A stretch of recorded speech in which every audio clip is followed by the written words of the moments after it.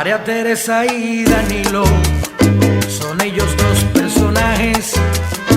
Él siempre viste de traje y ella se viste de hilo. María Teresa y Danilo son ellos dos personajes.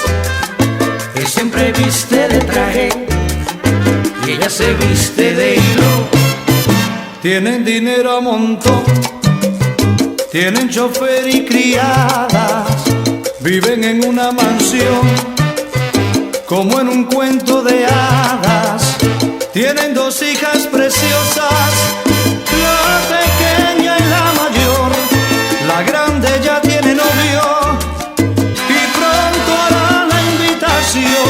Será la boda del año, de eso no hay discusión. Hay mucha paz y armonía, perfecta la situación. María Teresa y Danilo son ellos dos personajes. Él siempre viste de traje y ella se viste de hilo. María Teresa y Danilo son ellos dos personajes. Él siempre viste de traje y ella se viste de hilo. Cuando la niña llevó a su novio por su casa, cuando Danilo lo vio, dijo: caballero, aquí algo pasa. Se fue corriendo a su hija y le dijo en baja voz: la boda está cancelada y es por el bien de los dos. Ese hombre que tú amas, ese es tu hermano mayor. No se lo digas a tu madre, ¡ay, bendito!, para no causarle dolor.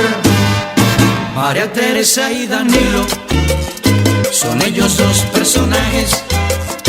Él siempre viste de traje y ella se viste de hilo. María Teresa y Danilo son ellos dos personajes. Él siempre viste de traje y ella se viste de hilo.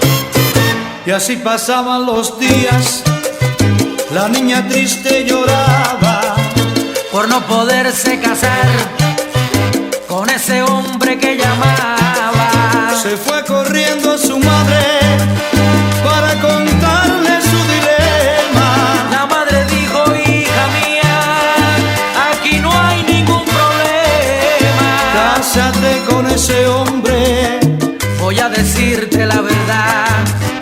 Ese a quien tú llamas padre, ese señor no es tu papá. ¡Ja!